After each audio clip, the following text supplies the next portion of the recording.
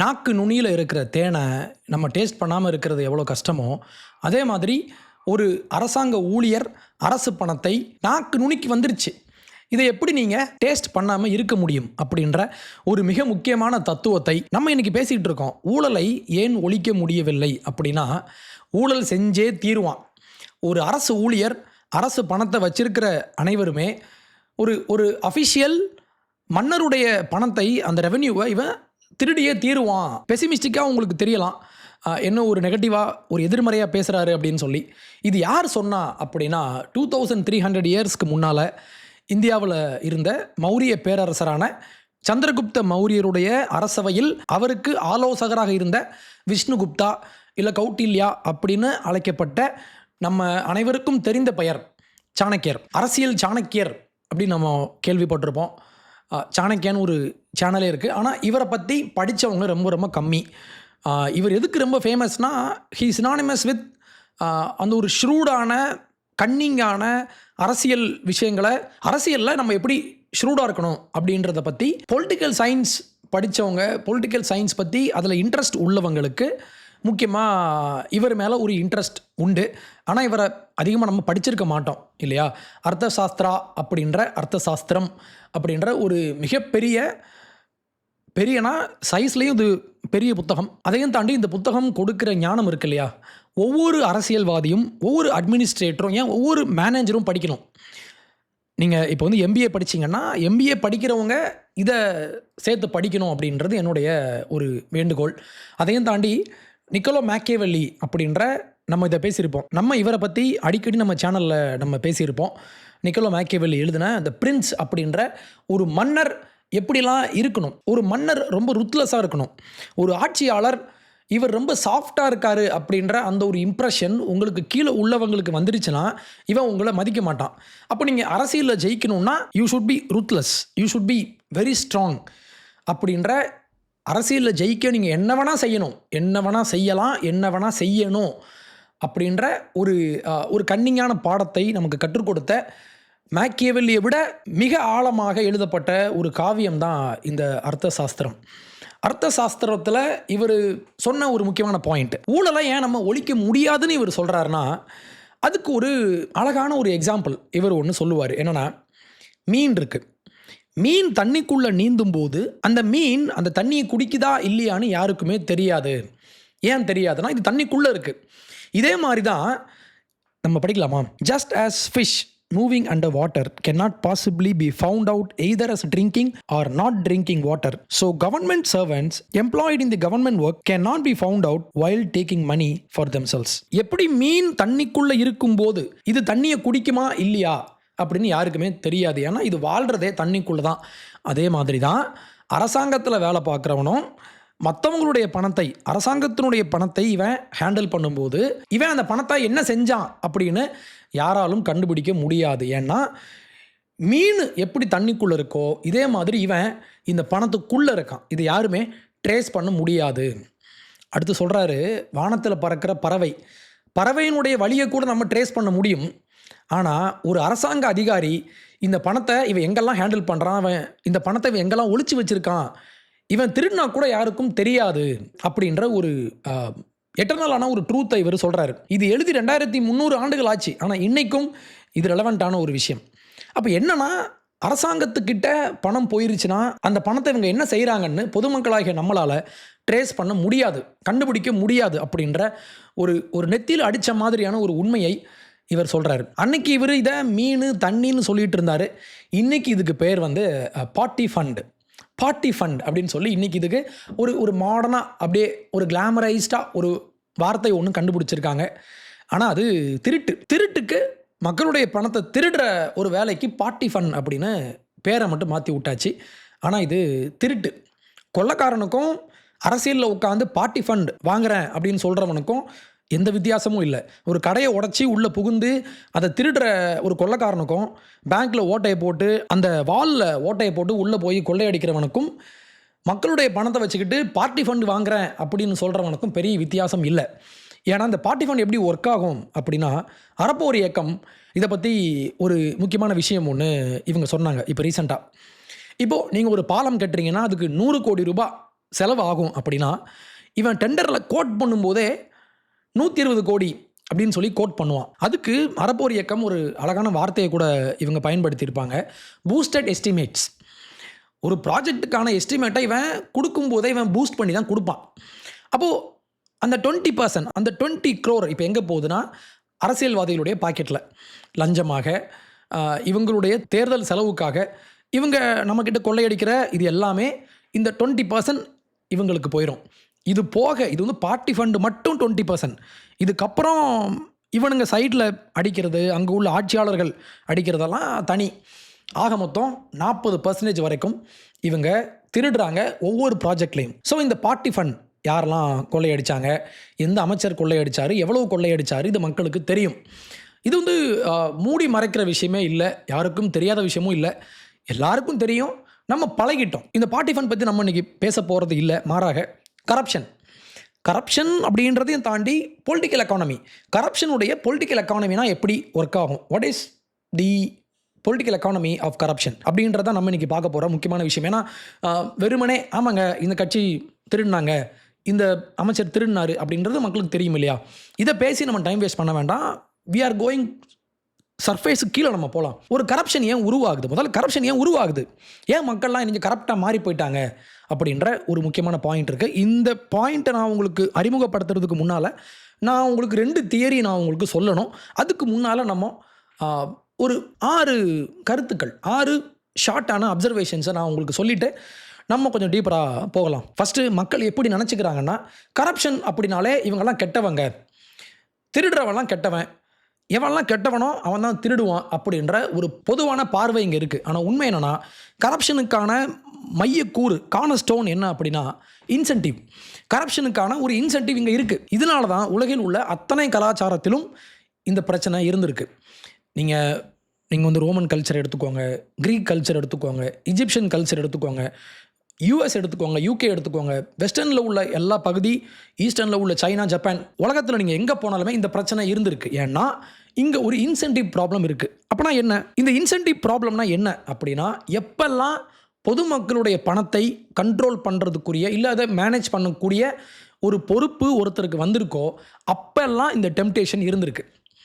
Okay, நான் திருப்பி சொல்கிறேன். எப்பெல்லாம் பொதுமக்களுடைய பணத்தை கையாடல் செய்ய, அதை மேனேஜ் பண்ண, அதை மேலாண்மை செய்ய ஒருத்தருக்கு வாய்ப்பு கிடைச்சிருக்கோ அப்பெல்லாம் டெம்டேஷன் அங்கே இருக்கும், அந்த ஒரு ஆசை அங்கே இருக்கும். அடுத்து 2வது பாயிண்ட், ஏன் அரசனுடைய பணம் ரொம்ப வல்னரபிளாக இருக்குது, ஏன் அரசாங்கத்தினுடைய பணத்தை மட்டும் மக்கள் ரொம்ப ஈஸியாக திருடுறாங்க அப்படின்னா, யாருமே அரசாங்கத்தினுடைய பணத்தை பர்சனலாக ஓன் பண்ணுறது இல்லை. ஃபார் எக்ஸாம்பிள், இப்போது நீங்கள் சேலரி வாங்குறீங்கன்னா, 30,000 சேலரி வாங்குறீங்கன்னா உங்களுக்கு 29,500 ரூபாய் அக்கௌண்ட்டில் வந்திருக்கு. ஒரு 500 ரூபாய் காணும் அப்படின்னா கூட உங்களால் கண்டுபிடிக்க முடியும், ட்ரேஸ் பண்ண முடியும். ஏன்னா சின்ன அமௌண்ட்டு, இது உங்களுடைய அமௌண்ட்டு, உங்கள் அக்கௌண்ட்டில் நீங்கள் வாங்கின சேலரி. இதே மாதிரி ஒரு பெரிய ஒரு கார்ப்பரேட் கம்பெனி எடுத்துக்கலாம். கார்ப்பரேட்ஸில் வந்து ஆடிட்டிங் பண்ணுவாங்க, ஈஸியாக ட்ரேஸ் பண்ண முடியும் பணம் எங்கே லீக் ஆச்சு அப்படின்னு சொல்லி.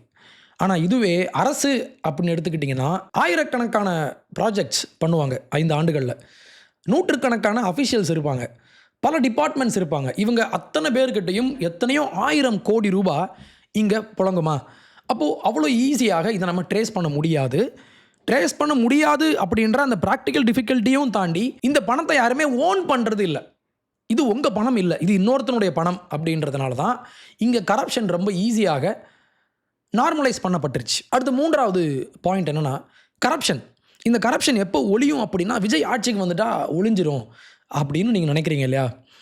நடக்காது. ஏன்னா இந்த ஆட்சி பண்ணுறவங்க மாறுறாங்க, ஆனால் அந்த இன்ஸ்டியூஷன், இவங்க கட்டி வச்ச அந்த சிஸ்டம் இது அப்படி தான் இருக்குது. அதே மாதிரி அந்த இன்சென்டிவ், நம்ம சொன்ன மாதிரி பணத்தை ஹேண்டில் பண்ணக்கூடிய அந்த இடத்துல உள்ளவங்களுக்கான அந்த இன்சென்டிவ் அது அப்படி தான் இருக்குது. டெண்டர் சிஸ்டம்ஸ், இதில் கொஞ்சம் நம்ம மாற்றங்கள் கொண்டு வர முடியும், ஆனால் பெருசாக ஒன்றும் நம்ம மாற்றிட முடியாது. இன்னொன்று, ரொம்ப டிரான்ஸ்பரன்சியே இல்லாமல் ஒரு குறுகிய பாக்ஸ்க்குள்ளே, ஒரு மூடிய அறைக்குள் நடக்கிற அக்கௌண்டிங் சிஸ்டம்ஸ் இருக்கு இல்லையா, இதுவும் பெரிய பிரச்சனை. ஏன்னா டிரான்ஸ்பரன்சியே இல்லாமல் இவன் என்ன செய்கிறான், இந்த பணத்தை இவன் எங்கே மூவ் பண்ணுறான், 10,000 கோடி இவங்க ஹேண்டில் பண்ணுறாங்கன்னா ஒரு 1000 கோடி இவன் இப்படி சைடில் எடுத்து வச்சான்னா யாருக்கும் தெரியாது. இதை ட்ரேஸ் பண்ணுறதுக்கான மெத்தட்ஸ் இருக்கும் இல்லையா, இதை ட்ரேஸ் பண்ணுறதுக்கான அந்த ஃப்ரேம் ஒர்க்கே இங்கே ஃபஸ்ட்டு இல்லை. அதான் பிரச்சனையே. நீங்கள் ட்ரேஸ் பண்ணுறது ரெண்டாவது, ஆனால் அதை ட்ரேஸ் பண்ணுறதுக்கான அடிப்படை ஃப்ரேம் ஒர்க்கே இங்கே இல்லை. அப்படின்றப்போ யார் என்ன செஞ்சாலுமே ஃபஸ்ட்டு தெரியாது. அதுக்கு முக்கியமான காரணம் இந்த மோசமான அக்கௌண்டிங் சிஸ்டம். அடுத்து இன்னொன்று, இவன் வந்து பணத்தை கொள்ளையடிச்சிட்டு போகிறான்னு வைங்களேன். இதை நம்ம எப்படி நினச்சிக்கிறோன்னா, இவன் பர்சனலாக இவன் பணக்காரனா பணத்தில் கொழுக்கிறதுக்காக இப்படி பண்ணுறான் அப்படின்னு நினைக்கலாம். அதையும் தாண்டி பார்ட்டி ஃபண்ட், அதுக்கப்புறம் இந்த கரப்ஷனில் உள்ள இன்னொரு ஆங்கிள் என்ன அப்படின்னா, டிவியில் பேசுகிறவனுக்கான அந்த ப்ரொபகண்டா பண்ணுறானா நம்ம ஊரில் உட்காந்துட்டு, இல்லைங்க திமுக மாதிரி ஒரு ஆட்சி உண்டா, டாக்டர் கலைஞர் மாதிரி ஒரு ஆட்சி பண்ண எங்கள் ஆட்கள் உண்டான்னு இங்கெல்லாம் இருந்து பேசுவானு தெரியுமா. அந்த மாதிரி குரூப்பு இவனுங்களுக்கு கேம்பெயின் பண்ணுற அந்த ஆட்கள் இருப்பாங்க இல்லையா, கைக்கூலிகள். அந்த கைக்கூலிகள் இவனுடைய தொண்டர்கள். அதுக்கப்புறம் இந்த எலெக்ஷனில் இவங்க செலவு பண்ணுற பணம், இது எல்லாமே இங்கேருந்து தான் வருது. அடுத்த 5வது பாயிண்ட் என்னென்னா, கரப்ஷன் அப்படின்ற ஒரு விஷயம் நமக்கு தெரியாமல் நம்மக்கிட்ட இருந்து போகிற ஒரு வரி தான் அது. இது ஒரு ஹிடன் டேக்ஸ். எப்படின்னா, ஆப்வியஸ்லி 100 கோடி ரூபாய் ப்ராஜெக்ட்டுக்கு நீங்கள் 20 crores எக்ஸ்ட்ரா நீங்கள் வந்து எடுத்து வைக்கிறீங்க. அது யார் பணம்? மக்களுடைய வரி பணம். அப்போது இதில் மக்கள் நார்மலாக நம்ம ஒரு தீப்பெட்டி வாங்குகிறோம், ஒரு செருப்பு வாங்கினா கூட நம்ம அதில் டேக்ஸ் கட்டுறோம்.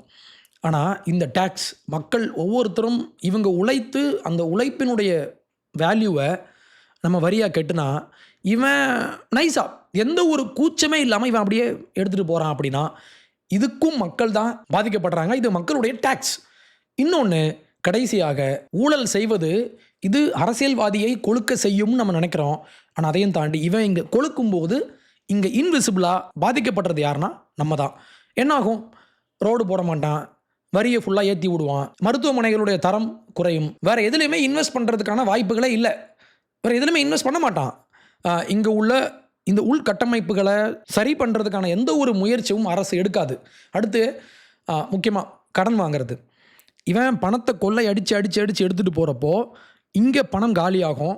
இதை ஃபில்லப் பண்ணுறதுக்கு இவன் கடன் வாங்குவான். இப்போ இந்த கடனை வாங்கி அப்போ என்ன செய்வான்? அதுக்கு வட்டி கட்டுவான். வட்டி கட்டுறது எங்கே? இவனை கட்டுவான், நம்ம தான் கட்டுவோம். நம்மக்கிட்ட தான் காசு வாங்குவானுங்க. அப்போ என்ன ஆகும்னா, கரப்ஷன் அப்படின்ற ஒரு செயல் மூலமாக இன்றைக்கி நடக்க போகிற விஷயமெல்லாம் பார்த்திங்கன்னா, இது ஒரு செயின் ரியாக்ஷன் மாதிரி அப்படியே டவுன்வர்ட் ஸ்பைரல்னு ஆங்கிலத்தில் ஒரு வார்த்தை நம்ம சொல்லுவோம். அதே மாதிரி தான் நடக்கும்.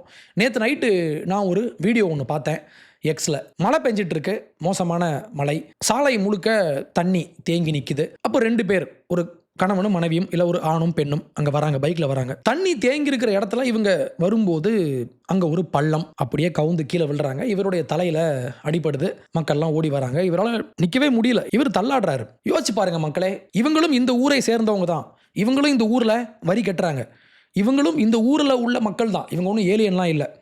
ஆனால் இவங்க ஒரு சாலையில் கூட இவங்களால பத்திரமா போக முடியல. இந்த போஸ்ட்டை ஷேர் பண்ணவங்க ஒரு முக்கியமான பாயிண்ட் ஒன்று சொல்கிறாங்க. நீங்கள் ஸ்பீடாக போனால் உங்களுக்கு ஃபைன் போடுறான், நீங்கள் வேறு இடத்துல பார்க் பண்ணால் உங்களுக்கு ஃபைன் போடுறாங்க, நீங்கள் சீட் பெல்ட் போடலைன்னா ஃபைன் போடுறாங்க. ஆனால் இந்த அரசாங்க ஊழியர்கள் மக்களுடைய பணத்தை திருடுறான், பைக்கை ஓட்டிட்டு இவங்களால போக முடியல. ஆனால் இதுக்கு காரணமான அரசியல்வாதிகளை யாருமே கேள்வி கேட்பது இல்லை. இதுவரை இவங்க கேட்குறாங்க, என்னைக்காவது சாலையில் விபத்து நடக்குது, டெய்லி நீங்கள் பார்க்கலாம்.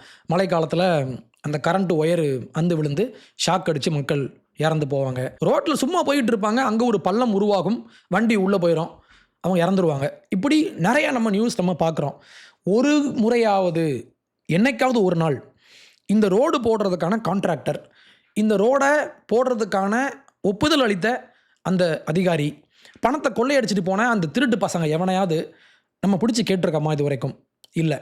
நம்ம தான் பேசுகிறோம், நம்ம ஒரு டெமோக்ராட்டிக்கான கண்ட்ரிங்க அப்படின்னு சொல்கிறோமா? கிடையாது. லிட்ரலி நம்மளுடைய பணத்தை உறிஞ்சுகிற அட்டை பூச்சிகளை நம்ம உள்ளே வச்சுருக்கோம். இந்த அட்டை பூச்சிகள் எவ்வளோ மோசமானவங்க அப்படின்றதுக்கு ஒரு சின்ன ஒரு எக்ஸாம்பிள். நேற்று தேர்ஸ்டே மார்னிங் இந்தியா டுடே பத்திரிக்கையில் ஒரு செய்தி நான் ஒன்று பார்த்தேன்.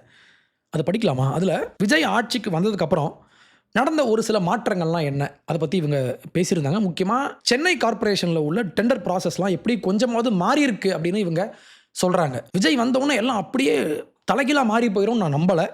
பட் ஸ்டில் இது ஒரு நல்ல ஒரு ப்ராக்ரஸ். இவங்க சொல்கிறாங்க பாருங்கள், சாலை சீரமைப்பு ஒர்க்கை பொறுத்தவரை சென்னையில் 25 to 30% அஃபிஷியல் எஸ்டிமேட்டை விட 25 முதல் 30% கம்மியாக இன்னைக்கு கான்ட்ராக்ட் போயிருக்கு. அம்பத்தூரில் ஒரு சாலை பராமரிப்பு வேலைக்காக 25 லட்சம் ரூபாய் அரசு எஸ்டிமேட் பண்ணி கொடுத்தாங்க. இப்போ இவங்க என்ன ஒரு மாற்றி செஞ்சாங்கன்னா, ஃபிக்ஸ்டா இவனுக்கு தான் நம்ம கான்ட்ராக்ட் கொடுப்போம் அப்படின்னு இல்லாமல் ஓப்பன் காம்படிஷன், யார் வேணால் வரலாம். ஆக்சுவலி இப்படி தான் பண்ணணும். இந்த திருட்டு திமுக என்ன செஞ்சான்னு தெரியல. இவனுக்கு இவனுடைய அரசியலுக்கு ஏற்ற ஆட்கள், இவனுடைய மாமா மச்சான் இவனெல்லாம் வச்சுக்கிட்டு இவனுங்களே அரசு நடத்தி இவனுடைய சொந்தக்காரன், பக்கத்து வீட்டுக்காரன், அரசியலில் ஊழல் பண்ணுற பினாமி, இவனுங்க டெண்டர் கொடுத்து நாசம் பண்ணியிருக்கானுங்க. இதில் பாருங்கள், இப்போது 25 lakhsக்கு அரசு கோட் பண்ணால் இதில் மொத்தம் 8 பேர் பிட்டிங்கில் கலந்துக்கிறாங்க, 8 கான்ட்ராக்டர்ஸ்.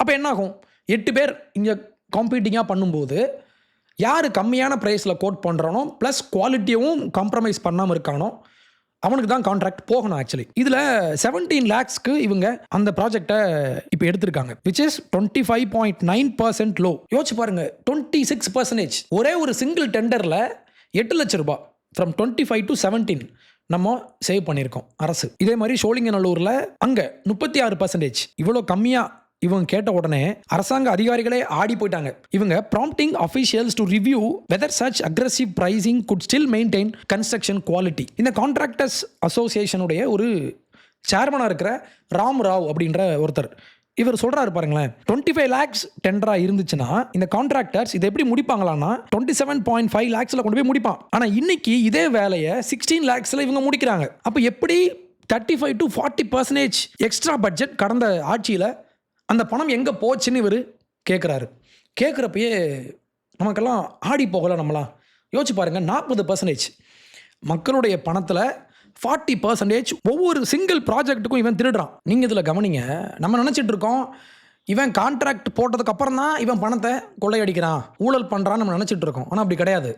இவன் ப்ரைஸிங் போடுறதுக்கு முன்னாலேயே அந்த எப்படி இப்போது நீங்கள் இப்போ ஒரு கான்ட்ராக்ட் போட்டிங்கன்னா ஸ்டீல் வாங்குறீங்க, ஜிஎஸ்டி பண்ணுறீங்க, டிரான்ஸ்போர்ட்டேஷனுக்கு இவ்வளோ காஸ்ட்டுன்னு சொல்லி உள்ளே வந்து நிறையா காம்போனன்ட்ஸ்லாம் இருக்கும். பார்ட்டி ஃபண்ட் அப்படின்ற இந்த ஒரு கரப்ஷன், இந்த ஒரு கொள்ளை, நம்ம இதில் நிறைய காம்போனன்ட்ஸ் ஆட் பண்ணுற மாதிரி இதுவும் ஒரு காம்போனண்ட்டாக இன்றைக்கி ஆட் ஆகிருக்கு. அந்த ப்ராஜெக்டில் இவங்க எக்ஸ்ட்ரா ஊழல் பணத்தை அடிக்கிறாங்கன்னு கிடையாது, அந்த ப்ராஜெக்ட்டுக்குள்ளேயே இந்த எக்ஸ்ட்ரா பணமும் ஒரு காம்போனண்ட்டாக உள்ள இதை போட்டு தான் இவன் ப்ராஜெக்டே ஸ்டார்ட் பண்ணுறான். அப்போ கரப்ஷன் மார்க்கெட்டுக்கு வெளியே இல்லை, மார்க்கெட்டுக்கு உள்ளே இருக்குது. மார்க்கெட்டுக்கு உள்ள ஒரு பகுதியாகவே இங்கே மாற்றப்பட்டு விட்டது. இதான் மிக மோசமான, இதுக்கு பேர் தான் நம்ம வந்து we call it institutionalised corruption அப்படின்னு சொல்லுவோம்ல. அதான் அரசாங்கமே முழுக்க இங்கே கரப்ஷனை நார்மலைஸ் பண்ணி கரப்ஷனையும் இந்த ப்ராஜெக்டில் ஒரு கூறாக, ஒரு காம்போனண்ட்டாக ஆட் பண்ணி வச்சுருக்கானுங்க. அப்போ கரப்ஷன் ஏன் இருக்குது அப்படின்னா, நீங்கள் இப்போ ஒரு கான்ட்ராக்டர் அப்படின்னா உங்களுக்கு தெரியுது, ஆமாங்க இந்த மாதிரி ஒரு அமௌண்ட்டு பார்ட்டி ஃபண்டுன்னு சொல்லி வெளியே போகுதுன்னு உங்களுக்கு தெரிஞ்சுதுன்னா இதை இப்போ எங்கே நார்மலைஸ் பண்ணியாச்சு. அப்போ என்ன ஆகும், நீங்கள் என்ன பண்ணுவீங்க, ஆட்டோமேட்டிக்காக உங்களுடைய பங்கு விச் இஸ் நீங்கள் வந்து பூஸ்ட் பண்ணி தான் நீங்கள் கொடுப்பீங்க. 100 ரூபா ப்ராஜெக்ட்டுக்கு 120 ரூபா நீங்கள் போகுதுன்னு உங்களுக்கு தெரியுதுல்ல. அப்போ உங்களுக்கு இங்கே ஒரு சிக்னல் ஒன்று கொடுக்கப்படுது. என்ன சிக்னல்னா, இப்படி தான் எல்லாம் பண்ணிட்டு இருக்காங்கன்னு உங்களுக்கு தெரியும். அப்போ என்ன பண்ணுவீங்க, நீங்களுமே இதில் உங்களுடைய பங்கை, உங்களுடைய ஊழல் பங்கை நீங்களும் உள்ள சேர்த்துப்பீங்க. அப்போ இங்கே உள்ள மார்க்கெட் ப்ரைஸில் இப்படி ப்ராஜெக்ட்டுக்கான மார்க்கெட் ப்ரைஸ்க்குள்ள இந்த பார்ட்டி ஃபண்டும் உள்ள செலுத்தப்படுகிறது. அப்போ இந்த பார்ட்டி ஃபண்டும் சேர்த்து தான் இந்த திருட்டு, அதுக்கு பேர் பார்ட்டி ஃபண்ட் கிடையாது, திருட்டு, இந்த திருட்டு பணமும் சேர்த்து தான் இங்கே மார்க்கெட் ப்ரைஸாக இன்று மாற்றப்படுகிறது. அப்போ மார்க்கெட் ப்ரைஸை இவன் மேனிப்புலேட் பண்ணுறான் இன்றைக்கி. அப்போ ஊழல் பண்ணுறதுக்கான மிக முக்கியமான காரணம் என்னென்னா, ஃபஸ்ட்டு காரணம் என்னென்னா புரோக்கன் விண்டோ தியரின்னு ஒன்று உண்டு. இது யூஎஸில் உள்ள 2 கிரிமினாலஜி படித்த, கிரிமினாலஜியில் வேலை செஞ்ச ப்ரொஃபஸர்ஸ் இவங்க சொன்ன ஒரு தியரி.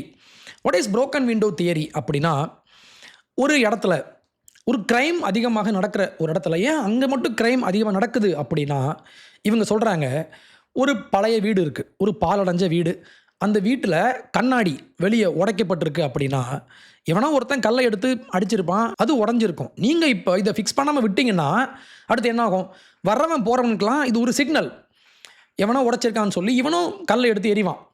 அப்போ ஆட்டோமேட்டிக்காக ஒரு இடத்துல ஒரு குற்றம் இல்லை அந்த குற்றம் செய்கிறதுக்கான ஒரு சின்ன ஒரு ட்ரிகர் பாயிண்ட், ஒரு சிக்னல் ஒன்று கிடச்சா போதும், வர்றவன் போகிறவன் எல்லாம் இதை செய்வான். இப்போது நீங்கள் போகிறீங்க, நம்ம ஊரில் சாலைகளில் ஒரு குறிப்பிட்ட இடத்துல மட்டுமே குப்பைகள் அதிகமாக கொட்டப்பட்டிருக்கும். அது எப்படி அங்கே மட்டும் வந்துச்சு அப்படின்னா, எவனோ ஒருத்தன் அங்கே ஃபஸ்ட்டு ஆரம்பித்து விட்டுருப்பான். இதை பார்த்த உடனே மற்றவங்களுக்கும் ஒரு சிக்னல் இங்கே உருவாகும். அதுவே நீங்கள் இப்போ வந்து ஏர்போர்ட் போகிறீங்கன்னு வைங்களேன், ஏர்போர்ட்டில் நல்லா சூப்பராக அப்படியே ஹோட்டல் மாதிரி இருக்கும். அப்போ என்ன பண்ணுவீங்க, உங்களுக்கு அங்கேயே நம்ம மக்கள் போடுறாங்க, அது வேறு. ஆனால் அங்கே குப்பையே இல்லாத ஒரு இடத்துல நீங்கள் உட்காந்துருக்கீங்கன்னா உங்களுக்கு அங்கே குப்பையை போட மனசு வராது, அவ்வளோ ஈஸியாக மனசு வராது. ஏன்னா அங்கே நீட்டாக இருக்குது. அப்போ எங்கெல்லாம் அந்த ஒரு ஆள் இதை ஸ்டார்ட் பண்ணி விட்டால் போதும், இது அப்படியே பரவக்கூடிய ஒரு கண்டேஜியன். அப்படி தான் இவங்க இதை சொல்கிறாங்க. இந்த தியரியினுடைய பெயர் broken window theory. James Wilson and George Kelling அப்படின்ற இந்த 2 பேர் உருவாக்கின ஒரு தியரி. இந்த தியரியை இப்போ இவங்க டெஸ்ட் பண்ணி பார்த்தாங்க. எப்படின்னா, ஜார்ஜ் கெல்லிங் ஒரு பல்கலைக்கழகத்தில் இவர் ப்ரொஃபஸராக வேலை பார்த்தாரு இன் கிரிமினாலஜி. இவருக்கு 1985 ஒரு ஜாப் ஒன்று அசைன் பண்ணாங்க. என்னன்னா, இவங்க 1980s ஆரம்பத்தில் இந்த தியரியை இவங்க ப்ரப்போஸ் பண்ணுறாங்க. நீங்கள் ஒன்றை ஃபிக்ஸ் பண்ணுங்க, எல்லாம் ஃபிக்ஸ் ஆகிடும் அப்படின்ற அந்த ஒரு முக்கியமான விஷயம். நம்ம இதை இப்போ டெஸ்ட் பண்ணி பார்க்கலாம் அப்படின்னு சொல்லி 1985 இவரை நியூயார்க்கில் இருந்த சப்வே இருக்கும் இல்லையா, மெட்ரோ சப்வே ட்ரெயினுடைய அந்த ஒரு இன்ஸ்டியூஷன் இவரை ஹையர் பண்ணாங்க. இவருக்கு அவங்களுக்கு என்ன பிரச்சனை அப்படின்னா, ட்ரெயினில் ட்ரக் அடிக்ட்டு, இந்த போதை மருந்து பயன்படுத்துகிறவன், கிராக் கொக்கைன் பயன்படுத்துகிறவன், பிக் பாக்கெட் அடிக்கிறவன், பெண்களை போய் ரேப் பண்ணுறவன், இந்த மாதிரி பிரச்சனைலாம் சப்வேல அதிகமாக இருக்குது. நம்ம இதை குறைக்கிறதுக்கான வழி என்ன அப்படின்னு சொல்லி இவர் அப்ரோச் பண்ணால், இவர் இங்கே பார்த்துட்டு இவர் சொன்ன ஒரே ஒரு விஷயம் என்னென்னா, ட்ரெயினில் கிறுக்குவான் தெரியுமா, கிராஃபிட்டி, இந்த மார்க்கர் பெண்ணை வச்சு என்னத்தையாவது இவன் பேர் எழுதுவான், படம் வரைவான், ஸ்ப்ரே பெயிண்ட்டை வச்சு எதையாவது கிறுக்கி வைப்பான் இல்லையா, இந்த கிராஃபிட்டியை நீங்கள் முதல்ல அழிச்சு விடுங்க, இது நீங்கள் நடக்காமல் பார்த்துக்கிட்டாலே போதும் அப்படின்றது தான் இவருடைய ஒரு சொல்யூஷனாக இருந்துச்சு. இவங்களுக்கு ஒன்றுமே புரியலை. ஏங்க எப்படிங்க இது, இவன் கொள்ளையடிச்சிட்டு இருக்கான், ட்ரக் யூஸ் பண்ணிகிட்டு இருக்கான், இதை ஸ்டாப் பண்ண சொன்னால் நீங்கள் என்ன வேறு சொல்கிறீங்க அப்படின்னு கேட்டால், நீங்கள் பண்ணுங்க அப்படின்னு இவர் சொன்னார். இவங்க என்ன பண்ணாங்க, இந்த மெட்ரோ டிபார்ட்மெண்ட், இந்த சப்வே டிபார்ட்மெண்ட் அடுத்த 2-3 மாதங்களுக்கு இதை ஒரு ப்ராஜெக்டாக எடுத்து பண்ணாங்க. கிராஃபிட்டியை மட்டும் அழிங்க. அடுத்த சில மாதங்களில், அடுத்த சில ஆண்டுகளில் இந்த பிரச்சனை அப்படியே காணாமல் போயிடுச்சுன்னா குறைஞ்சிருச்சு. இதனுடைய நம்பர் அப்படியே டிராஸ்டிக்காக குறைஞ்சிருச்சு. அங்கே க்ரைம் ரேட்ஸ் அவ்வளோ குறைஞ்சிருச்சு. இப்போ என்ன நடந்துச்சு அப்படின்னு பார்த்தீங்கன்னா, ஒன்றே ஒன்று தான். நீங்கள் கிராஃபிட்டி வரையும் போது என்ன ஆகும்னா, கிறுக்கி வைக்கும்போது, அப்போ இந்த இடம் அழுக்காக இருக்குது, இந்த இடம் யார் வேணால் என்ன வேணால் செய்யலாம், பப்ளிக் ப்ராப்பர்ட்டியை ஒருத்தன் கெடுக்க முடியும், இவனுடைய கிறுக்கில் போய் கிறுக்க முடியும் அப்படின்ற ஒரு சிக்னலை நீங்கள் அங்கே கொடுத்தீங்கன்னா, ஆட்டோமேட்டிக்காக ட்ரக் அடிக்ட்டுக்கு இது ரொம்ப ஒரு ஈஸியான ஒரு சிக்னல். இதையே கண்டுக்கல, நம்ம என்ன வேணால் செய்யலாம் அப்படின்ற அந்த ஒரு தெனாவட்டு உருவாகும். இந்த தெனாவட்டு கிரிமினல்ஸ்க்கான ஒரு இன்விடேஷன் கார்டு. கிராஃபிட்டி வரைஞ்சிருக்கேன், அப்போ இங்கே க்ரைம் பண்ணால் நம்மளை எவனும் கேட்க மாட்டான் அப்படின்ற அந்த ஒரு தாட் இங்கே உருவாகும் அப்படின்ற முக்கியமான ஒரு விஷயத்தை இவங்க செஞ்சு காமிச்சாங்க. இதை பற்றி மால்கம் கிளாட்வெல் இவருடைய தி டிப்பிங் பாயிண்ட் அப்படின்ற புத்தகத்தில் எழுதி வச்சுருப்பார்.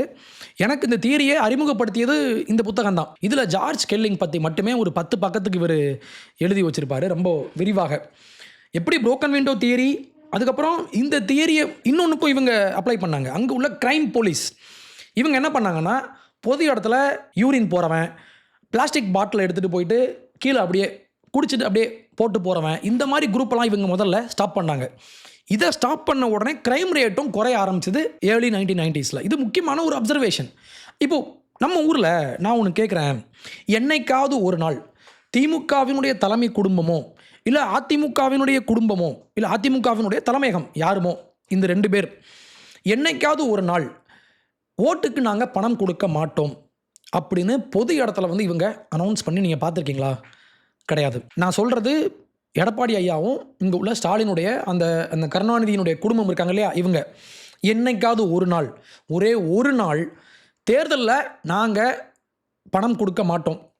ஏன்னா நாங்கள் யாருன்னா, ஸ்டாலின் தொடரட்டும்னு நாங்கள் பாட்டில் நாங்கள் போட்டோம் இல்லையா, நாங்கள் அவ்வளோ சாதனை செஞ்சிட்டோம், அதனால் மக்களாகிய நீங்கள் எங்களை நம்பி ஓட்டு போடுங்க, பணம் கொடுத்தா வாங்காதீங்க, நாங்கள் பணம் கொடுக்க மாட்டோம்னு இவன் பேசி நீங்கள் பார்த்துருக்கீங்களா? அடுத்து இன்னொன்று, நாங்கள் ஆட்சிக்கு வந்தால் நாங்கள் ஊழலை ஒழிப்போம் அப்படின்னு என்னைக்காவது இவன் சொல்லி செஞ்சுருக்கானா? அதை முதல்ல இவன் பேசக்கூட மாட்டான். விஜய் பார்ட்டி ஃபண்டுன்னு சொன்ன உடனே எல்லாம் அப்படியே அலறானுங்க பார்த்தீங்கள அசம்பிளியில். அப்போ என்ன அர்த்தம்னா, இன்றைக்கி நம்ம ஊரில் ஊழல் பெருகிருச்சுன்னா என்ன காரணம்னா, இதுக்கு நீங்கள் ஆமாங்க, இந்த கான்ட்ராக்டர் இவ்வளோ காசு வாங்குறான், இந்த ப்ரைவேட் ஸ்கூலில் இவ்வளோ பணம் இவங்க கொள்ளையடிக்கிறாங்க, இதுக்கு எல்லாமே காரணம் யாருன்னா மேலே இருக்கிறவன். இவன் தான் முதல்ல ஸ்டார்ட் பண்ணி வைக்கிறான். இவனை பார்த்த உடனே இவங்களே கொள்ளையடிக்கிறாங்க, மினிஸ்டரே கொள்ளையடிக்கிறாரு, நான் ஒரு 10 ரூபா அடித்தா என்னன்னு இவன் யோசிப்பான். அப்போ கான்ட்ராக்டரே கொள்ளையடிக்கிறாரு, நான் அடித்தா என்னன்னு சொல்லி இங்கே உள்ள லோக்கல் கவுன்சிலர் வரைக்குமே அத்தனை பேரும் திருடுறான்னா என்ன காரணம்னா, மேலே உள்ளவன் ஒழுங்காக இல்லை. அப்போ மேலே உள்ளவன் திருடும்போது இது ஒரு சிக்னல், எடுத்துக்கோப்பா அப்படின்ற ஒரு சிக்னல் தான். அப்போ புரோக்கன் விண்டோ தியரினா என்னென்னா, தலைமை ஒழுங்காக இருந்துச்சுன்னா சின்ன ஒரு தப்பு வராமல் நாங்கள் டிரான்ஸ்பரண்ட்டாக நாங்கள் காம்பீட் பண்ணுவோம், டிரான்ஸ்பரண்ட்டாக நாங்கள் பிட் பண்ணுவோம் அப்படின்ற ஒரு செய்தியை இங்கு ஒப்பந்தங்களை நாங்கள் வெளிப்படையாக 10 பேரை கூட்டு வச்சு 10 பேரும் இங்கே காம்பீட் பண்ண முடியும் அப்படின்ற ஒரு நிலைமையை நாங்கள் உருவாக்குவோம் அப்படின்னு ஆட்சியாளர்கள் சொன்னாங்கன்னா எல்லாம் மாறி போயிடும். அப்போ பிரச்சனை என்னென்னா புரோக்கன் விண்டோ. அந்த ஒரு கல், அந்த ஃபஸ்ட்டு கல்லை எடுத்து நீங்கள் அந்த விண்டோவில் நீங்கள் எரிஞ்சிட்டிங்கன்னா வரவன் போகிறவெல்லாம் அடிச்சுட்டு போவான். அப்போ இந்த வரவன் போகிறவனை நீங்கள் ஸ்டாப் பண்ணுறதை விட்டுட்டு முதல்ல அடித்தவன் யார், அவனை முதல்ல பிடிங்க. இதை செய்யாமல் நம்ம இன்றைக்கி ஊழலை ஒழிக்கவே முடியாது. அப்போது இந்த ஒரு சிக்னல் பற்றி இவர் எழுதியிருப்பார். மால்கம் கிளாட்வெல், ஜேம்ஸ் வில்சனும் ஜார்ஜ் கெல்லிங்கும் சொன்ன அந்த விஷயத்தை இவர் கோட் பண்ணியிருப்பார். Muggers and robbers whether opportunistic or professional, இவன் திடீர்னு திருடுறானோ இல்லை இதே ஒரு வேலையாக வச்சுருக்கானோ, they believe they reduce their chances of being caught or even identified if they operate on streets where potential victims are already intimidated by prevailing conditions. நம்மளை பிடிக்க முடியும், இல்லை நம்மளை அடையாளம் கண்டுகொள்ள முடியும் அப்படின்ற அந்த ஒரு நம்பிக்கை இவனுக்கு எப்போ குறையுமா அப்படின்னா, அந்த ஸ்ட்ரீட்டில் உள்ள ப்ரிவைலிங் கண்டிஷன், அங்கே குப்பையை போட்டு அங்கே குடிகாரன் குடிச்சிட்டு ரோட்டில் படுத்திருப்பான், அங்கே ஃபுல்லாக சுவரில் இவன் கிறுக்கி வச்சுருப்பான், இந்த மாதிரி இருந்துச்சுனாலே கண்டிப்பாக இது திருட்டு பையனுக்கு இது ரொம்ப ஈஸியான ஒரு சிக்னல். இதைத்தான் இவர் சொல்கிறாரு, this is an epidemic theory of crime. Crime ஏன் ஒரு எபிடமிக் மாதிரி ஏன் பரவுது அப்படின்னா அந்த முதல் சிக்னல். அப்போ நம்ம ஊரில் இந்த ஆளும் வர்க்கம், இந்த அரசியல்வாதிகளுடைய, அரசியல் குடும்பத்தினுடைய, அரசியல் தலைவர்களுடைய அந்த மேலே உட்கார்ந்துருக்கிற அந்த எலிட் குரூப்ஸ் இருக்காங்க இல்லையா, இவங்களை நம்ம முதல்ல பிடிச்சிட்டோம்னாலே வேறு எவனும் ஒன்றும் செய்ய மாட்டான். அவனுக்கான இன்சென்டிவே அங்கே இல்லை.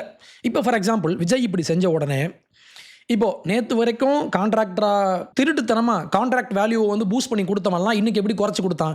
இன்றைக்கி திடீர்னு ஒரு நாள் இவன் அப்படியே மனம் திரும்பி மக்கள் மேலே அப்படியே அன்பு கொண்டு மனதுருகி வந்துட்டானா? கிடையாது. இப்போ இந்த புரோக்கன் விண்டோவை இவங்க ஃபிக்ஸ் பண்ணியாச்சு. இவங்க எத்தனை வருஷம் இப்படி போவாங்கன்னு எனக்கு தெரியாது. விஜய் ஊழல்வாதியாக இல்லாமல் இருப்பார் அப்படின்னு என்னால் முழுக்க நம்பவும் முடியலை. ஆனால் இது ஒரு நல்ல ஒரு இனிஷியேட்டிவ் இல்லையா? அப்போது அரசாங்கம் இங்கே ஒரு சிக்னல் ஒன்று கொடுக்குறாங்க, பாருங்கள் நாங்கள் இப்படி தான் பண்ணுவோம், நாங்கள் டிரான்ஸ்பரண்ட்டாக பண்ணுவோம் அப்படின்னு. இவங்க மாறின உடனே ஆட்டோமேட்டிக்காக நேற்று வரைக்கும் அரசனுடைய பணத்தை, அரசு பணம் இல்லை மக்களுடைய பணத்தை உறிஞ்சிக்கிட்டு இருந்த அட்டைப்பூச்சியெல்லாம் இன்றைக்கி மனம் திரும்பி 25 to 30% இன்றைக்கி கம்மியாக கோட் பண்ணிகிட்டு இருக்கான். எப்படி அது எப்படி சாத்தியமாச்சுன்னா அந்த ஒரு விண்டோவை நம்ம ஃபிக்ஸ் பண்ணோம். அப்போ சாணக்கியா சொன்ன விஷயம் என்னென்னா, பப்ளிக் மணியை ஒருத்தன் மேனேஜ் பண்ணுறான்னா கண்டிப்பாக இவனுக்கு டெம்டேஷன் இருக்கும். இந்த கரப்ஷனை கண்டுபிடிக்கவே முடியாது. ஏன்னா அதிகாரிகள் தான் இன்ஃபர்மேஷனை இவன் தான் கண்ட்ரோல் பண்ணுறான். பணத்தையும் வச்சுருக்கான், எவ்வளவு செலவு பண்ணால் எவ்வளவு திருடினா அப்படின்ற இன்ஃபர்மேஷனும் அவனுக்கு தான் தெரியும். அதனால் கரப்ஷன் என்பது, ஊழல் என்பது இங்கு ஒரு பெர்மனண்ட்டான ஒரு ஃபெனாமினான். நீங்கள் இதை மாற்றவே முடியாது. இது ஒரு பெர்மனண்ட்டான ஒரு அரசாங்க பிரச்சனை, பெர்மனண்ட்டான ஒரு கவர்னன்ஸ் ப்ராப்ளம். இது இவர் இங்கே சொல்லி முடிச்சிட்டார். அடுத்து நான் உங்களுக்கு ஐ talked about broken window theory, Chanakya, அதுக்கப்புறம் ஜேம்ஸ் புக்கேனன் அப்படின்ற ஒரு மிக முக்கியமான, நம் அனைவரும் தெரிந்து கொள்ள வேண்டிய, நிறைய பேருக்கு தெரியாது இவரை பற்றி. 1986 இவருக்கு நோபல் பரிசு கொடுத்தாங்க. இவருடைய ஒரு முக்கியமான ஒரு தியரி, பப்ளிக் சாய்ஸ் தியரி அப்படின்னு சொல்லப்படுற ஒரு தியரிக்காக மிக முக்கியமான ஒரு எக்கானமிஸ்ட் இவர். நீங்கள் ஒவ்வொருத்தரும் படிக்கணும். பட் இவரை நிறைய பேருக்கு தெரியாது. பட் ஸ்டில் இந்த கரப்ஷன் கேஸ்க்கு இவர் நமக்கு மிக முக்கியமான ஒரு வழிகாட்டியாக அமைவார். ஏன்னா இவர் சொன்ன அந்த ஒரு theory which is the incentive theory. இவருடைய தியரியினுடைய அடிப்படை என்ன அப்படின்னா, பேசிக்காக ரொம்ப ரொம்ப பேசிக்கான விஷயந்தான்.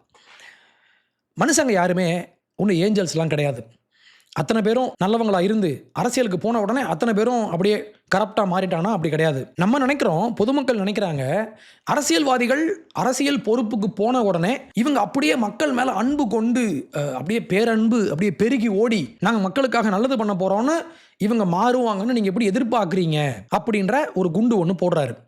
நீ ஏன் இவங்ககிட்ட போய் எதிர்பார்க்குற? ஏன்னா எவனுமே ஒழுக்கமானவன் கிடையாது. இது ஒரு முக்கியமான பாயிண்ட். ஏன்னா நிறைய பேர் இப்போ சொல்லுவாங்க, அரசாங்கத்துக்கிட்ட பணம் வந்துருச்சு, அரசாங்கம் ஒரு நல்ல அரசாங்கம் அமைஞ்சிருச்சுனாலே எல்லாமே மாறி போயிடும். அப்போ தனியார்கிட்ட நீ கொடுத்தனா தான் பிரச்சனை. தனியார் தான் எப்படி ஆப்ரேட் ஆவான்னா, இவன் ப்ராஃபிட் பேஸ்டாக ஒர்க் பண்ணுறான், இவனுக்கு லாப நோக்கத்தோடு இவன் செயல்படுறான், அதனால் இவன் கெட்டவன். அரசாங்கம் வந்து ஒரு செல்ஃப்லெஸ்ஸான ஒரு யோக்கியமான ஒரு அமைப்பு இவங்கிட்ட வந்துருச்சுன்னா எல்லாம் மாறி போயிடும்னு இவங்க நினைக்கிறாங்கல்ல. இந்த ஒரு விஷயம் ஆக்சுவலி ஜேம்ஸ் புக்கேனனை படித்ததுக்கப்புறம் தான் எங்கள் அண்ணன் சீமான் அண்ணன் சொல்கிற ஒரு சில விஷயத்தில் எனக்கு கருத்து மாறுபாடு உருவாச்சு. நீங்கள் எப்படி சொல்கிறீங்க, இப்போது தனியார்கிட்ட ஒரு ப்ராடக்ட் இருக்குது. இந்த ப்ராடக்டை கன்சியூம் பண்ணுறேன் அப்படின்னு சொல்லி கன்சியூமர்ஸ்லாம் இவங்ககிட்ட போகிறாங்க. இவனுடைய ப்ராடக்ட்ஸை இவங்க கன்சியூம் பண்ணுறாங்க. கன்சியூம் பண்ணும்போது யூட்டிலிட்டி அதிகரிக்குது. அந்த அந்த பொருளுக்கான தேவையும் அதனுடைய டிமாண்ட் அதிகரிக்கும் போது சப்ளையும் அதிகரிக்கும். அப்போ மக்கள் இங்கே கன்சியூமராக மாறி போயிட்டாங்க. அது பாயிண்ட் நம்பர் 1. பாயிண்ட் நம்பர் 2 என்னென்னா, மக்கள் இப்படி அதிகமாக கேட்கும் போது இவனும் அதிகமாக கொடுப்பான், அதிகமாக உற்பத்தி பண்ணுவான், அதிகமான ப்ராஃபிட் இங்கே உருவாகும். அப்போது ஒரு தனியார் ப்ராஃபிட்டை இன்க்ரீஸ் பண்ணுற மாதிரி இவன் ஒர்க் பண்ணுறான். இவனுடைய சிக்னலை பயன்படுத்தி மக்கள் அதிகமான பொருட்களை வாங்குறாங்க. அப்போது இவன் பொருள் வாங்குறான், இவன் பொருள் விற்கிறான், இவன் கன்சியூமராக மாறுறான், இவன் ப்ராஃபிட்டீரியராக மாறுறான். அதனால ப்ரைவேட் கம்பெனிஸ் ரொம்ப மோசம் அப்படின்னு பேசுகிறாங்கல்ல. ஆனால் அரசாங்கத்துக்குள்ளே வர்றவனும் இதே மனுஷன் தானே. அரசாங்கத்துக்குள்ளே வர்றவனுக்கும் பணம் யார் பணம்? அவன் பணமா? இல்லை. அப்போது அரசாங்கத்துக்கிட்ட எல்லாமே நீங்கள் கொடுத்துட்டீங்கன்னா எல்லாம் 100% அப்படியே மாறும் அப்படின்னு சொல்கிறதும் தப்பு. அப்போ இவர் சொல்கிற முக்கியமான ஒரு இன்சைட் என்ன அப்படின்னா, எப்படி பிஸ்னஸ் மேன்கிட்ட நீங்கள் ஒரு இன்சென்டிவ் கொடுத்தீங்கன்னா இவன் அதுக்கு ரெஸ்பாண்ட் பண்ணுறானோ அதே மாதிரி தான் அரசாங்கத்தில் உள்ளவங்களும் அரசியல்வாதிகளும் அதிகாரிகளும் இங்கே லாபி பண்ணுறவனும் அரசாங்கத்தில் உள்ள ஒவ்வொரு கூறுகளுமே இவங்களும் இன்சென்டிவ்க்கு தான் இவங்க ரெஸ்பாண்ட் பண்ணுவாங்க. ஊழல் செய்கிறதுக்கான அந்த பிளாட்ஃபார்மை நீங்கள் உருவாக்கி வச்சுட்டிங்கன்னா இவன் கண்டிப்பாக அங்கே வருவான். அப்போது அரசியல்வாதிகளும் யாருன்னா ஆர்டினரியான சாதாரணமான இன்சென்டிவ்க்கு அதுக்கு ரெஸ்பாண்ட் பண்ணுற சாதாரணமான குடிமக்கள் தான் இவனும். நீங்கள் ஜெயிக்க வைக்கிறது ஒரு செயின்ட்டை நீங்கள் ஜெயிக்க வைங்க, ஒரு பரிசுத்தமான ஒரு நேர்மையான ஒரு ஒழுக்கமான அரசியல்வாதியை நீ சூஸ் பண்ணு அப்படி இவர் சொல்லலை. மாறாக எவன் ஆட்சிக்கு வந்தாலுமே இவன் கொள்ளையடிக்க முடியாதவாறு அந்த இன்ஸ்டிடியூஷனை நீ உருவாக்கு. அப்போ நீங்கள் எந்த மாதிரி இன்ஸ்டிடியூஷனை நீங்கள் டிசைன் பண்ணணும் அப்படின்னா, ஒரு செயின்ட்டே இல்லாமல் ஒரு குப்பை ஒரு திருட்டு பைய உள்ளே வந்தாலுமே இவன் கொள்ளையடிக்க முடியாதவாறு நீங்கள் உருவாக்குற அந்த அமைப்பு இருக்கணும். அந்த சிஸ்டம் அப்படி ஒர்க் ஆகணும். சரி, இப்போ இந்த ஊழலுக்கான தீர்வு என்ன? பிரச்சனையை சொல்லிட்டீங்க, இப்படிலாம் பண்ணுறாங்கன்னு சொல்லி. தீர்வு என்ன அப்படின்னா, நம்ம again we have to go back to Chanakya and James Buchanan. Chanakya என்ன சொல்கிறாரு, இந்த மாதிரி அரசாங்கத்தில் இவன் திருடுவான் அப்படின்னு சொல்லிட்டாரு. அப்போ இது நமக்கு கேட்கும்போது இவன் திருடுறான் அப்போ விட்டுரு அப்படின்னு சொல்கிற மாதிரி தெரியும். ஆனால் அர்த்த சாஸ்திரம் முழுக்க நீங்கள் பார்த்தீங்கன்னா நம்ம எப்படிலாம் ஊழல் பண்ணுறவனா தடுக்க முடியும் அப்படின்ற மாதிரி இவர் நிறையா ப்ராக்டிக்கல் தீர்வுகள்லாம் கொடுத்துருப்பாரு. அதில் ஒரு தீர்வு என்னென்னா, அடிக்கடி ஆஃபீஸர்ஸை மாற்றுங்க. இது முக்கியமான ஒரு பாயிண்ட்டாக இவர் சொல்லுவார். அடுத்து ஸ்பை வச்சுக்கோங்க. இது அந்த காலம் 2000 years பேக். ஸோ அன்னைக்கு ஸ்பைஸினுடைய இம்பார்ட்டன்ஸ் இருந்துச்சு. இன்றைக்கும் நம்ம ஸ்பை மாதிரி அரசாங்கத்தினுடைய விஷயங்களை மேற்பார்வை செய்யக்கூடிய ஆட்கள் நமக்கு வேணும். ஒருத்தன் தப்பு செஞ்சான்னா இவன் மாட்டுவான் அப்படின்ற அந்த ஒரு உறுதியை இவங்க கொடுக்கணும். இது இவர் சொல்கிறாரு. இன்னொரு பாயிண்ட் ஒன்று சொல்லுவார், நிறையா ரெக்கார்ட் கீப்பர்ஸ் வேணும்.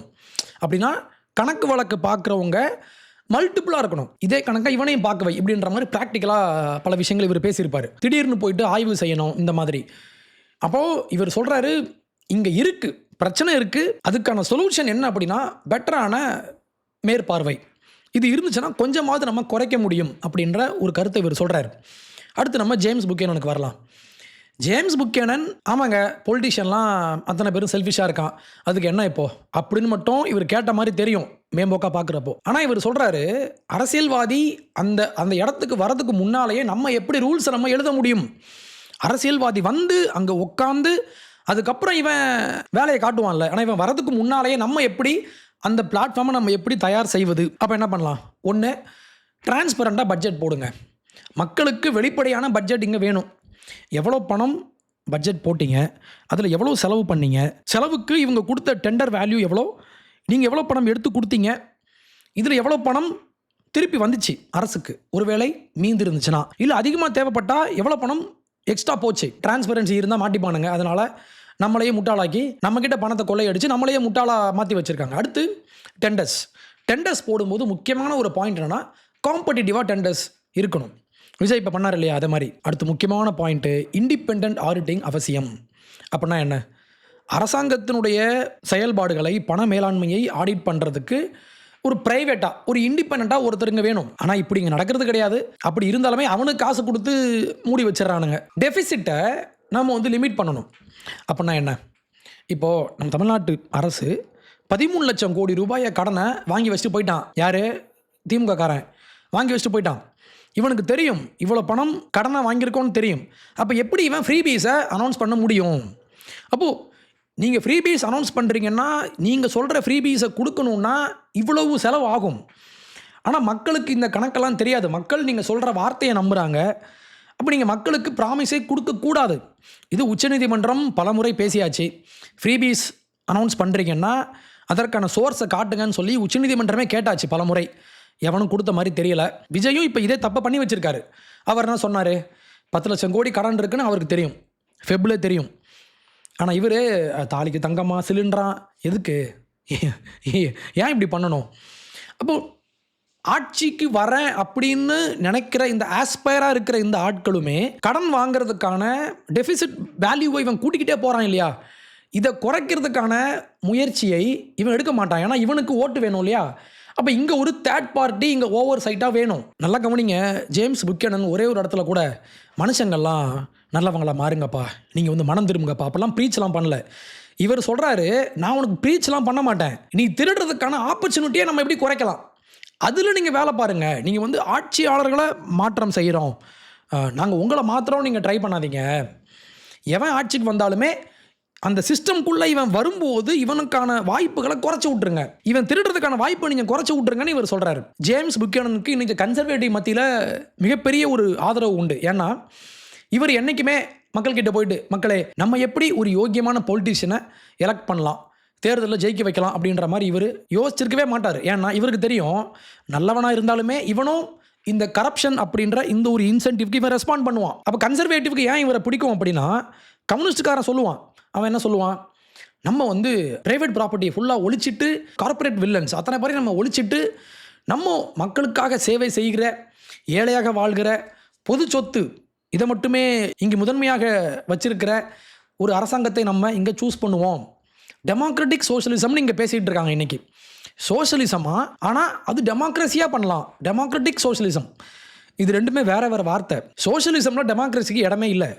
ஆனால் இவனுங்க இன்றைக்கி முக்கியமாக யூஎஸில் உள்ளவனுங்கெல்லாம், மம்தானி அந்த கோஷ்டி முழுக்க இன்றைக்கி டெமோக்ராட்டிக் சோஷலிஸ்ட் இவனுங்கெல்லாம். அப்போ இவன் எப்படி நினைக்கிறான்னா, நீ எங்ககிட்ட அதிகாரத்தை கொடு, அதிகாரத்தை அரசியல் பண்ணுறவன்கிட்ட கொடு, அதுவும் நல்லா அரசியல் பண்ணுறவன், செல்ஃபிஷ்னஸ் இல்லாமல் மக்களுக்காக தன்னுடைய வாழ்க்கையை அர்ப்பணித்து சேவை செய்கிற மாதிரியான அரசியல்வாதியை நீ தேடுன்னு இவன் நமக்கு சொல்லிக் கொடுப்பான்.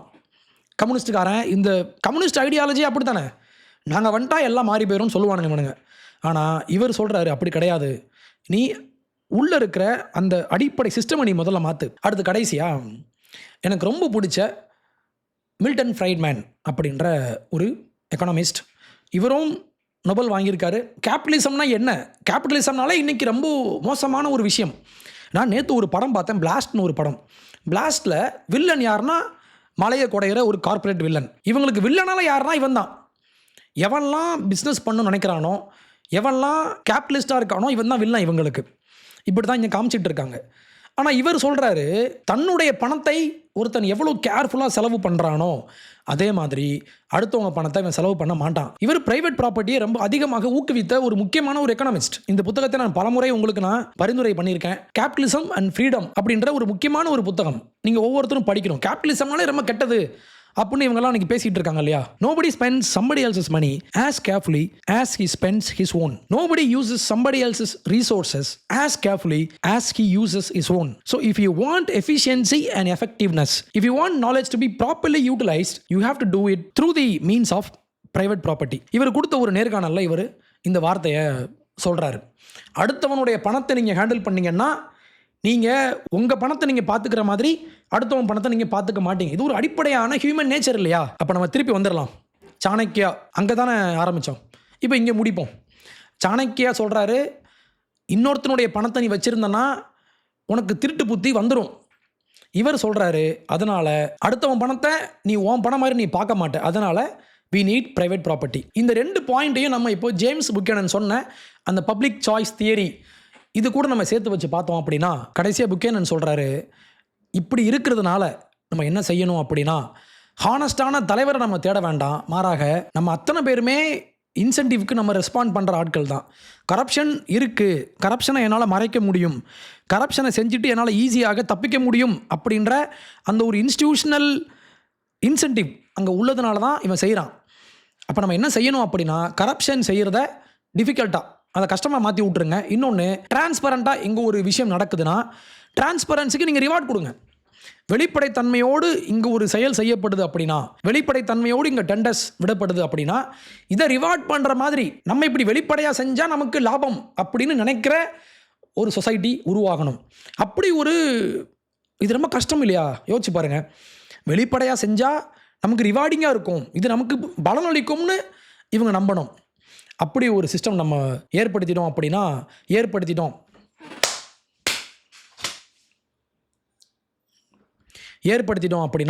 கரப்ஷனை ஒழிச்சிடலாம். அப்போ கரப்ஷனுக்கான காரணம் திமுகவோ அதிமுகவோ அல்ல, இந்த சிஸ்டம், இந்த கரப்ஷனை நார்மலைஸ் பண்ணுற இந்த சிஸ்டம். அப்போ திமுகவை ஒழிச்சிட்டா கரப்ஷன் போயிடுமா அப்படின்னா போகும், ஓரளவு குறையும். ஏன்னா திமுக தான் ஊழலின் ஊற்றுக்கண். இவனை ஒழிச்சிட்டா பாதி பிரச்சனை முடிஞ்சிடும். ஆனால் இங்கே வந்து உட்கார்றவங்க யார்? இங்கே வந்து உட்கார்றவங்க கரப்ஷன் பண்ண முடியாதவாறு இங்கே வந்து உட்கார்றவங்க நேர்மையாக இருக்கிறாங்கன்னா இந்த நேர்மை தான் இவங்களுக்கு பலனளிக்கும், நேர்மை தான் இவங்களுக்கு ப்ராஃபிட்னு இவங்க நம்பணும். அப்படியான ஒரு சிஸ்டமை உருவாக்கணும்.